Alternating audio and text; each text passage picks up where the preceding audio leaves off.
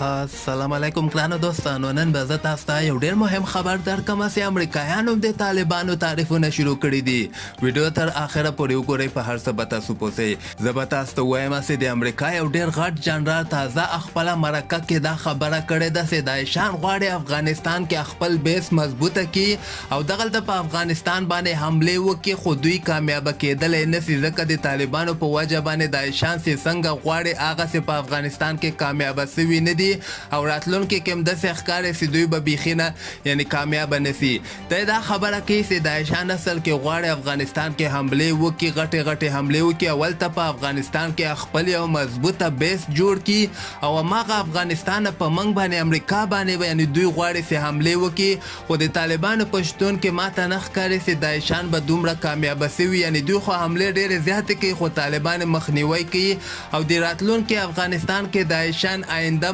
مشکله ده که چیرته پاتې شي. دی دا خبره کوي چې داعش خو غواړي چې افغانستان کې یو مضبوطه بیس جوړ کړي ځکه دی مختلف ځایونو کې حملې کوي خو بیا هم د طالبانو دغسې یعنې مضبوطه فورس د دوی جوړ شوی ده هغوی د دغې مخنیوی کوي او دوی په خپل عملیاتو کې کامیابه کېدلی نه شي څنګه چې داعشان غواړي. نو دلته خو دغه خبره واضحه سوله چې دغه د امریکا جنرال مایک میلی چې کوم د دی هم د طالبانو نه یعنې متاثره شوی ده چې په افغانستان کې د داعشانو په شتون کې دومره سخت امنیت نیولی ده. صحیح ده بعضې ځایونو کې به دغسې انفجارونه کیږي خو بیا هم ډېر زیات هم دغسې خلک نیول کیږي او خپل انجام باندې د طالبانو له طرف نه رسول کیږي. تاسو خپل نظر لاندې ما سره په کمنټ کې شریکولی سئ او همدغسې تازه خبرو لپاره تاسو دغه چینل هم در سره سبسکرایب کولی سئ.